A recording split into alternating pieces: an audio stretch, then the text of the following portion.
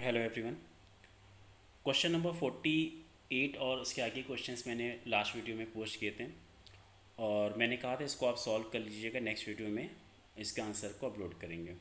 तो चलिए आज हम लोग इसके आंसर पे डिस्कशन कर लेते हैं और अगर आपने सॉल्व किया है तो उससे आप मैच कर लीजिए कि कितने आपके आंसर करेक्ट जा रहे हैं। चैनल को सब्सक्राइब कर दीजिए और वीडियो को शेयर कर दीजिए जिससे अदर स्टूडेंट्स को भी बेनिफिट मिल सके। चलिए आइए स्टार्ट करते हैं। क्वेश्चन नंबर 48 था आपका, loss on issue of debenture account is option A liability, option B expenses, option C asset and option D gain. तो loss on issue of debenture आपका लॉस होता है और अगर लॉस ऑप्शन में नहीं गिवन है तो इसका करेक्ट आंसर होगा B expenses. Question number 49. If debenture of rupees 1000 purchased for rupees 980 by the company, the difference of rupees 20 will be assumed to be. Means company ने अपनी ही डिवेंचर मार्केट से purchase किए, इसकी face value 1000 थी but company ने जो purchase किया 920, तो इसमें कंपनी को 20 रुपीज़ प्रॉफिट हुआ और ये एक तरह से मेथड हो गया आपका, रिडक्शन का मेथड हो गया। तो इसका करेक्ट आंसर होगा option A, profit on reduction of debenture. Reduction means होता है पेमेंट, कंपनी को अपने डिवेंचर्स का पेमेंट करना होता है। Eight the time of maturity company conversion करके पेमेंट कर सकती है, कैश पेमेंट कर सकती है, या मैच्योरिटी से पहले या मैच्योरिटी के टाइम अपने डिवेंचर को मार्केट से परचेज करके उसको रिडीम कर सकती है, मीन्स कैंसिल कर सकती है। Question number 50. Calls paid in advance account is shown at the debit side of profit loss account, credit side of profit loss account, liability side of balance sheet, asset side of balance sheet. अगर किसी company ने call की amount advance receive की है तो उसको हम लोग लाइबिलिटी साइड में शो करते हैं, तो इसका करेक्ट आंसर होगा liability side of balance sheet. Question number 51. Goodwill is option A current assets, option B fixed asset, option C artificial asset, option D intangible asset. तो इसका करेक्ट आंसर होगा fix assets में ही आपकी tangible assets और intangible assets आती है। अगर इंटेंजिबल एसेट आंसर ऑप्शन में नहीं होता तो इसका करेक्ट आंसर होता बी। बट फिक्स एसेट्स के फिर दो पार्ट्स हो जाते हैं, टेंजिबल एंड इंटेंजिबल, और स्पेसिफिक इंटेंजिबल एसेट्स गिवन है, तो इस क्वेश्चन में इसका करेक्ट आंसर होगा intangible asset. Question number 52. Method of depreciation of goodwill is fixed installment method, diminishing balance method, annuity method and no depreciation. Means goodwill पे किस तरह से डिप्रिसिएशन लगाया जाता है। तो आपको मालूम होगा टेंजिबल एसेट्स पे डिप्रिसिएशन चार्ज किया जाता है और इनटेंजिबल एसेट्स के लिए डिप्रिसिएशन वर्ड यूज़ नहीं होता है, उसके लिए राइट ऑफ वर्ड यूज़ होता है। और ये राइट ऑफ एक फिक्स पैटर्न पे नहीं लगता है, इसकी अलग टर्म्स एंड कंडीशंस होती है। तो या इस कंडीशन में इसका करेक्ट आंसर होगा option D, no depreciation. Question number 53. Determination of goodwill is necessary at the time of issue of shares, on sale of company, on liquidation of company, option D at the time of forfeiture of share. Goodwill का valuation basically हम लोग को तभी calculations की need होती है जब हम अपने बिजनेस को सोल्ड आउट करते हैं, तो इसका करेक्ट आंसर होगा B, on sales of company. और पार्टनरशिप अगर पार्टनरशिप फॉर्म होती है तो उस कंडीशन में goodwill at the time of admission, at the time of retirement and at the time of death goodwill का वैल्यूएशन नेसेसरी होता है। Question number 54. A method of valuation of goodwill is net profit method, super profit method, operating method, capital reserve method. अगर आपको valuation of goodwill के method मालूम होंगे तो एक होता है आपका एवरेज प्रॉफिट मेथड, दो सेकेंड होता है super profit method, weighted average profit method and annuity method. तो इसमें जो भी ऑप्शन दिए हैं उसमें एक ही ऑप्शन आपका वैल्यूएशन ऑफ गुडविल से मैच कर रहा है, option B, super profit method. तो इसका करेक्ट आंसर होगा option B. Question number 55. The formula of normal profit is, for normal profit हमेशा कैलकुलेट किया जाता है कैपिटल पे, और normal rate of return basically वो रेट शो करती है कि अगर बिजनेस में हमने इतनी कैपिटल लगाई है तो एज़ पर इंडस्ट्री में जो करंट रेट चल रही है रिटर्न होने की, मीन्स प्रॉफिट की, वो रेट होती है आपकी नॉर्मल रेट, जिसको हम लोग बोलते हैं अनॉर्मल प्रॉफिट या एवरेज प्रॉफिट। तो इस कंडीशन में इसका फॉर्मूला होता है आपका capital employed into normal rate of return divide by 100। तो अगर ऑप्शन देखेंगे तो इसके अकॉर्डिंग आपका ऑप्शन नंबर सी करेक्ट है, average capital employed into normal rate upon 100. Question number 56. Not included in capital employed, tangible assets, fixed assets, current assets and artificial assets. आपको balance sheet में means financial statements में मालूम होगा कि जो भी assets का टोटल होता है वही आपकी टोटल लायबिलिटीज़ का टोटल होता है. तो जब हम कैपिटल एम्प्लॉयड फाइंड करते हैं तो उसमें हम आर्टिफिशियल एसेट को इंक्लूड नहीं करते हैं. आर्टिफिशियल एसेट बेसिकली क्या होती है, जो एक्सपेंसेस नेचर का होता है जिसको अभी हमने राइट ऑफ नहीं किया है बट हम एसेट साइड में शो कर रहे हैं, उसको हम बोलते हैं artificial assets. For the example loss on issue of shares, loss on issue of debenture, ये सब एग्जाम्पल होते हैं आर्टिफिशियल एसेट्स के. अगर इसको हम राइट ऑफ नहीं कर रहे हैं, रिजर्व सरप्लस में ट्रांसफ़र नहीं किया है, बट जो न्यू कंपनी एक्ट 2013 है उसमें बेस्ट यही है कि इसमें इसको हमें राइट ऑफ करना है. कहाँ पे? रिजर्व एंड सरप्लस के हेड में जाके इसको हमें राइट ऑफ कर देना है. बट अगर ये राइट ऑफ नहीं किया गया और इसको एसेट साइड में शो किया जा रहा तो इसको हम बोलते हैं आर्टिफिशियल एसेट. तो आपका आर्टिफिशियल एसेट बेसिकली लॉस होता है तो इसको कैपिटल एम्प्लॉयड में कैलकुलेट नहीं किया जाता है. तो इसका करेक्ट आंसर होगा option number A. Question number 57. Average capital employed ₹1,20,000, normal rate 10%, real average profit 40,000, super profit will be. Super profit क्या होता है? सुपर प्रॉफिट जब आप अपने नॉर्मल प्रॉफिट जो आप प्रॉफिट एक्सपेक्ट कर रहे थे अपने बिजनेस से और उससे एक्सेस जब प्रॉफिट होता है then excess profit is called as a super profit. तो यहाँ पे एवरेज कैपिटल थी 1,20,000, नॉर्मल रेट था 10%. तो आपका नॉर्मल जो प्रॉफिट हुआ 1,20,000 का 10% 12,000 और जो एक्चुअल में प्रॉफिट अराइज हो रहा है वो 40,000 अराइज हो रहा. तो आपका normal profit 12,000 and average profit 40,000. तो super profit is the 40,000 minus 12,000 ₹28,000. तो क्वेश्चन नंबर 57 का करेक्ट आंसर है option number A 28,000. Question number 58. Average capital employed ₹80,000, profit of current year 30,000 and capital employed will be.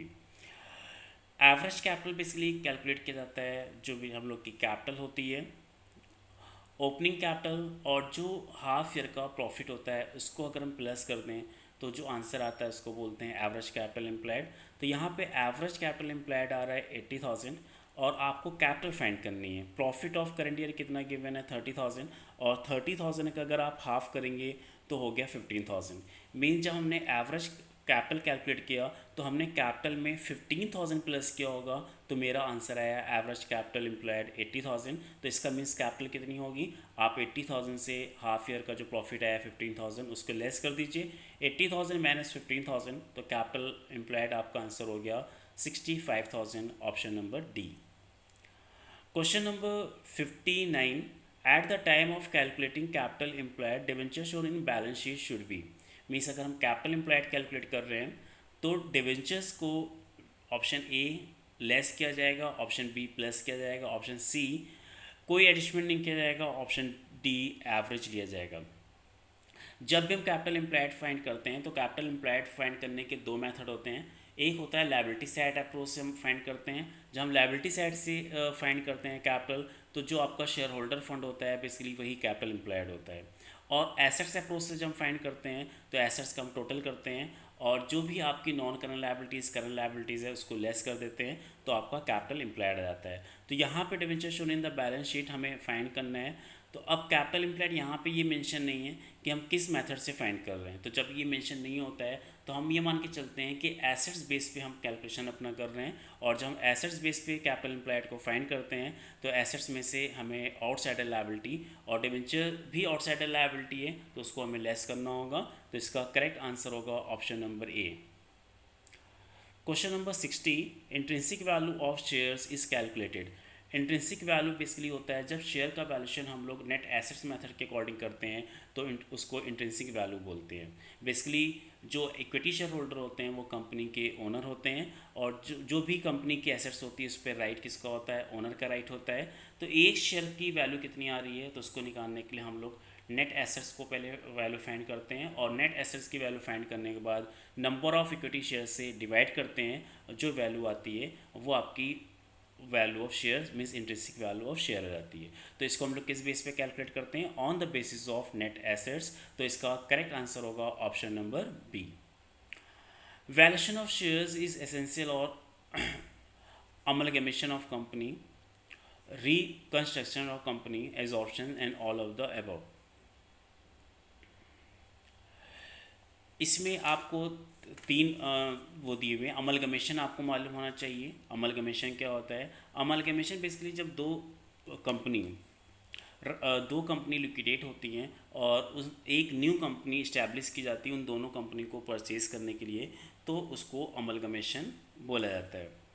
जब एक company liquidate होती, जब दो company liquidate होकर एक न्यू कंपनी बनती है तो वो अमलगमेशन होता है। और जब एक एग्जिस्टिंग कंपनी एक ओल्ड कंपनी को परचेज करती है, यानी एक ओल्ड कंपनी है और वो लिक्विडेट हो रही है और दूसरी एक एग्जिस्टिंग कंपनी है उसको परचेज कर ले रही है, तो वो एब्जॉर्ब हो जाता है। और रिकन्स्ट्रक्शन ऑफ कंपनी में क्या होता है कि कंपनी के जो कैपिटल स्ट्रक्चर्स है उसको चेंज किया जाता है और वेरियस लॉसेस को राइट ऑफ किया जाता है। तो ये सारी कंडीशन में वैल्यूएशन ऑफ शेयर्स आपका ज़रूरी होता है। तो इसका करेक्ट आंसर होगा option number D. Question number 62. Balance sheet method of valuation of shares is known as a net asset method, assets valuation method, retained asset method and option D all of the above.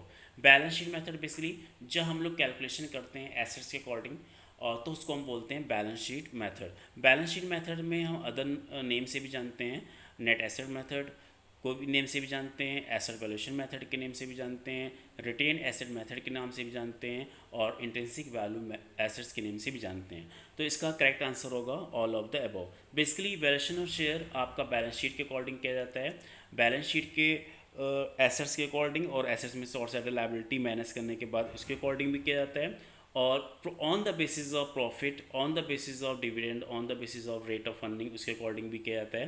तो यहाँ पे balance sheet बोला और balance sheet से हम assets लेते हैं, तो इसका जो इसके सभी नेम सही हैं तो इसका आंसर होगा डी। जितने भी क्वेश्चंस बताए जा रहे हैं वेरी इंपॉर्टेंट क्वेश्चंस हैं, और इसको आप पहले अगर आपने इससे पहले वाला वीडियो नहीं देखा है तो पहले आप इससे पहले वाला वीडियो देखिए, क्वेश्चन को सॉल्व करने की ट्राई करिए, और उसके बाद जो भी आपके आंसर माइंड में आ रहा हो किसका मोस्ट सूटेबल आंसर जो भी आपको लग रहा हो पहले उसका आप आंसर दीजिए। उसके बाद जो आंसर का वीडियो मैं अपलोड कर रहा हूँ उससे मैच करिए कि आपके कितने आंसर करेक्ट जा रहे हैं। चैनल को सब्सक्राइब ज़रूर कर दीजिए और शेयर कर दीजिए और अपने फ्रेंड्स को भी शेयर कर दीजिए। नेक्स्ट क्वेश्चन है question number 63। The following assets is included in intrinsic value method, preliminary expenses, number 2 patent, number C discount on debenture and option D goodwill. जब हम एसेट्स क्या का कैलकुलेशंस करते हैं तो एसेट्स में क्या क्या वैल्यू इंक्लूड करते हैं, तो इसमें पहले मैंने बताया था कि जो लॉसेस नेचर की एसेट्स होते हैं जिनको हम अकॉर्डिंग नेचर, क्योंकि लॉसेस का नेचर क्या होता है डेबिट और एसेट्स का नेचर भी क्या होता है डेबिट, तो जो लॉसेस राइट ऑफ नहीं किए जाते हैं, राइट ऑफ नहीं हो पाए उसको हम एसेट साइड पे शो करते हैं। बट जब हम कोई नेट एसेट्स का वैल्यूएशन हमें करना होता है तो इन सारी एसेट्स को हम लोग कैलकुलेट नहीं करते हैं। तो इसका करेक्ट आंसर होगा option number D goodwill. Question number 64. For calculating net assets, the liability which is deductible is general reserve, borrowed capital, equity capital, preference share capital। इसके बारे में हम लोग पहले भी डिस्कस कर चुके हैं कि जब भी हमें नेट एसेट्स का वैल्यूएशन करना होगा तो हम outsider liabilities means owner fund को हमें लेस नहीं करना होता है। ओनर फंड में equity share capital, preference share capital and reserve surplus आती है, हमें आउटसाइडर लायबिलिटीज़ को मैनेज करना होता है। तो इस क्वेश्चन में अगर देखें हम तो outsider liability option number B में गिवन है, बोरोड कैपिटल, इसको हम लेस करेंगे। तो इसका करेक्ट आंसर हो गया option number B. Question number 65. The formula of getting net assets will be total assets minus total liabilities, total assets minus external liabilities, realizable value of assets minus external liabilities, book value of assets minus current liabilities। आपको सभी एक जैसा लग रहा होगा but दोनों में difference है। अभी हमने बताया था एक्सटर्नल लायबिलिटीज़ ही मैनेज करते हैं, और सेकेंड जो हम एसेट्स का वैल्यूशंस करते हैं वो हम मार्केट वैल्यू मीन्स रिलायजेबल वैल्यू के अकॉर्डिंग करते हैं। तो इसका करेक्ट आंसर होगा ऑप्शन नंबर सी में जो एसेट्स की रिलायजेबल वैल्यू है वो क्या है, और उसमें से एक्सटर्नल लायबिलिटीज़ में non current liabilities and current liabilities दोनों इंक्लूड होती है, उसको हम लेस करेंगे तो आपका नेट एसेट्स आएगा। क्वेश्चन नंबर, थोड़ा स्पीड में चलना पड़ रहा है, क्वेश्चन ज़्यादा है नहीं तो वीडियो बहुत ज़्यादा लंबी हो जाएगी। Question number 66. External liabilities increase by rupees 5,000. The effect on net asset will be। अगर एक्सटर्नल लायबिलिटी 5000 से इंक्रीज़ होगी तो आपकी जो नेट एसेट्स है उससे आप जब एक्सटर्नल लायबिलिटी आपने माइनस किया था अब आपको फर्दर 5000 माइनस करेंगे तो इसका इफेक्ट क्या होगा, आपकी नेट एसेट डिक्रीज़ हो जाएगी। तो इसका करेक्ट आंसर है option number B, decrease by ₹5,000। Question number 67, given fixed assets है 3 lakh rupees, current assets 1,50,000, current liability 50,000, debenture 1,50,000, reserve 20,000 and net asset will be. आपको नेट एसेट्स कैलकुलेट करना है तो पहले आप एसेट्स का कैलकुलेशन कर लीजिए। 3 लाख प्लस 1,50,000, 4,50,000 एसेट्स हो रही है और इसमें से आपको आउटसाइडर लायबिलिटी माइनस करना है जो which are payable to outsider others.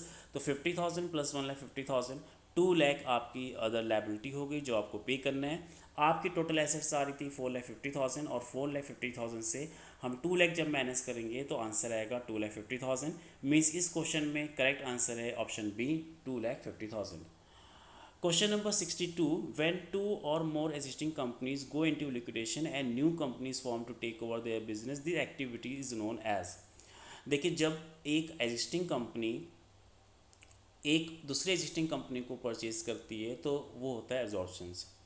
जब एक एग्जिस्टिंग कंपनी या more than two existing company liquidate होती है और जो दूसरी कंपनी परचेज कर रही है वो एग्जिस्टिंग कंपनी नहीं है, वो इसी पर्पस के लिए इस्टेब्लिश की गई है, इसी पर्पस के उसका इनकॉर्पोरेशन हुआ है कि जो दो या दो से ज़्यादा एग्जिस्टिंग कंपनी है उसको वो परचेज कर सके। तो इस नेचर को कहते हैं अमलगमेशन। ये बात हमेशा ध्यान रखिएगा, वेरी इंपॉर्टेंट क्वेश्चन से 100% अलग क्वेश्चन आएगा इस तरह का। तो इसका करेक्ट आंसर हो गया amalgamation. Question number 69, 10,000 equity share or ₹10 each were issued to the public at a premium ₹2 per share.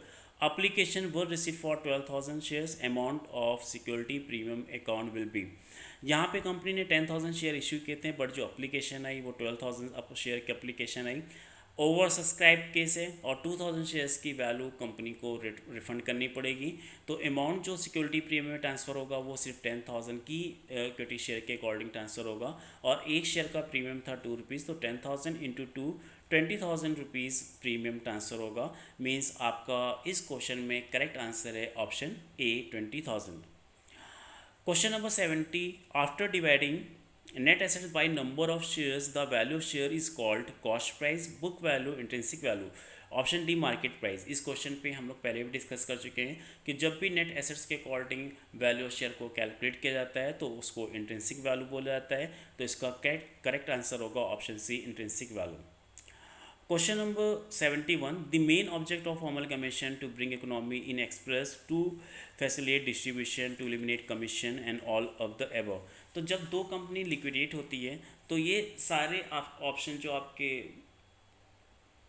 Given है, 4 ऑप्शन जो गिवन है, तो इसमें मेन ऑप्शन क्या होता है। मेन हम लोग का जो पर्पस होता है अमलगमेशन का वो होता है कंपटीशन को एलिमिनेट करना। सपोज फॉर द एग्जांपल आप किसी एरिया में दो ही आपके कोई बिजनेसमैन है और किसी ऐसे प्रोडक्ट में आप लोग बिजनेस डील कर रहे हो जो किसी थर्ड पार्टी के पास नहीं है, तो अगर आप दोनों कंपटीशन करोगे तो आप दोनों ही का लॉस होगा। बट अगर आप दोनों इनको अमलगमेट हो जाते हो और दोनों मिलके एक जॉइंट कंपनी बना लेते हो और as a partnership business start करते हो तो इसका बेनिफिट फिर आप दोनों को मिलेगा। तो कंपटीशन को एलिमिनेट करने के लिए अमलगमेशन किया जाता है। तो इसका क्वेश्चन आंसर होगा 71 का C. Question number 72, when one company goes into liquidation and new companies form to take over the business of the company which goes in liquidation, this is called. अब यहाँ पे जब दो कंपनी या उससे ज़्यादा कंपनी लिक्विडेट होती हैं और एक नई कंपनी बनाई जाती है इनको परचेज़ करने के लिए, वो अमलगमेशन होती है। जब एक कंपनी लिक्विडेट होती है और उसको परचेज़ करने के लिए एक दूसरी नई कंपनी बनाई जाती है और यहाँ पे एक ही कंपनी लिक्विडेट हुई है तो उसको हम बोलते हैं एक्सटर्नल रिकन्स्ट्रक्शंस। फॉर एग्जांपल आप राम एंड कंपनी के नाम से आपने कंपनी इस्टेब्लिश की और उसके नेम से आप बिज़नेस कर रहे हो और उसके बाद आपको लगा कि अब इसका हमें नेम चेंज करके, वो जो भी रीज़न हो, नेम चेंज करके और कुछ रखना है, तो आप उस कंपनी का राम एंड कंपनी का लिक्विडेट कर सकते हो और उसके बाद दूसरी कंपनी आप रजिस्टर करके उसकी सारी एसेट्स को परचेज़ कर सकते हो, सारी लायबिलिटी को टेक ओवर कर सकते हो। तो वो होता है आपका एक्सटर्नल रिकन्स्ट्रक्शंस। तो इसका करेक्ट आंसर होगा option number C. Question number 73, in internal reconstructions. Internal reconstructions basically क्या होता है कि जब आपकी कंपनी में काफ़ी लॉसेस आने लगते हैं, एसेट्स का ओवर वैल्यूएशन हो जाता है, तो कंपनी के share holder, debenture holder, creators ये डिसाइड कर सकते हैं कि जो भी लॉसेस है उसको राइट ऑफ किया जाए, और शेयर होल्डर बेसिकली इसमें सेक्रीफाइस करते हैं, किसी किसी कंडीशन में डिवेंचर होल्डर भी सेक्रीफाइस कर सकते हैं, जिससे कंपनी के बैरेज लॉसेस को जब राइट ऑफ हो जाएगा तो जो अब न्यू फाइनेंशियल स्टेटमेंट बनेगा उसमें लॉसेस को शो नहीं किया जाएगा, तो एक फेयर बैलेंस शीट लगेगी, और वो इसका इन्वेस्टर पे और जो सप्लायर हैं और जो भी पार्टी से रिलेटेड पार्टी है उन पे अच्छा इफेक्ट पड़ेगा। तो इंटरनल रिकन्स्ट्रक्शन का यही पर्पस होता है कि कैपिटल स्ट्रक्चर को चेंज किया जाता है, उसमें को सेक्रीफाइस करते हैं और वेरियस लॉसेस को राइट ऑफ किया जाता है। तो इसका करेक्ट आंसर होगा no company goes into liquidation, क्योंकि इसमें किसी भी कंपनी का लिक्विडेशन नहीं होता है, तो इसका करेक्ट आंसर हो गया option A. Question number 74. If the net asset taken over by the company are less than the purchase consideration, the difference shall be treated as, means जो आपने नेट एसेट्स परचेज की है उसकी value कम है और उसके कंपेरिजन में आपने जो पेमेंट किया है परचेज कंसिडरेशन था वो एक्सेस है, तो हम कभी भी एसेट्स से ज़्यादा का अगर पेमेंट कर रहे हैं तो हम जो भी एक्सेस पेमेंट कर रहे हैं उसको हम ट्रीट करते हैं कि हमने गुडविल के लिए पेमेंट किया होगा, तो ऐसी कंडीशन में इसका हमेशा आंसर होता है गुडविल। तो अब जो डिफरेंस है उस वो किस लिए है, गुडविल की वजह से है, तो इसका करेक्ट आंसर होगा गुडविल। और जब हम नेट एसेट्स परचेज करते हैं और उसके कंपेरिजन में जो पेमेंट करते हैं वो कम होता है, तो इस कंडीशन में उसको हम प्रॉफिट ट्रीट करते हैं, और प्रॉफिट को ट्रांसफ़र किया जाता है कैपिटल रिजर्व में।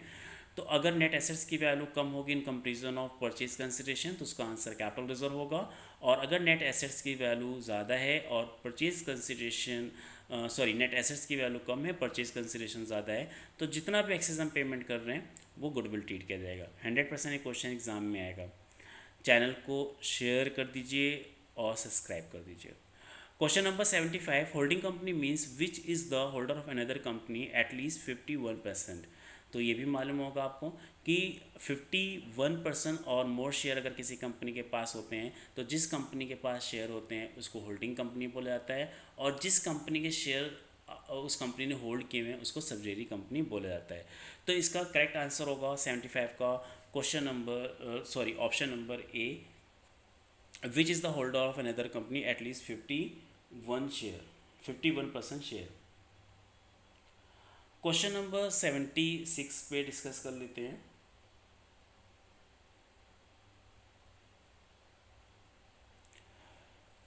क्वेश्चन नंबर 76 में आपका कंपनी एक्ट 1956 के अकॉर्डिंग दिया हुआ है, और हम लोग का जो चल रहा है 2013 के अकॉर्डिंग चल रहा है, तो इसको छोड़ दीजिए। 75 तक क्वेश्चंस कंप्लीट करते हैं, और आगे नेक्स्ट वीडियो में इसके आगे के जो क्वेश्चंस बचे हुए हैं हंड्रेड्स में से उसको क्वेश्चंस हम बताएंगे और उसके बाद उसके आंसर बताएंगे, राइट। तो इसको बहुत अच्छे से स्टडी करिए। पेपर का पैटर्न अब फाइनली डिसाइड हो चुका है, इसी पैटर्न पे पेपर होंगे मल्टीपल चॉइस क्वेश्चन पे, और इसीलिए मैं इस तरह के वीडियो पहले से अपलोड करना स्टार्ट कर दिया था।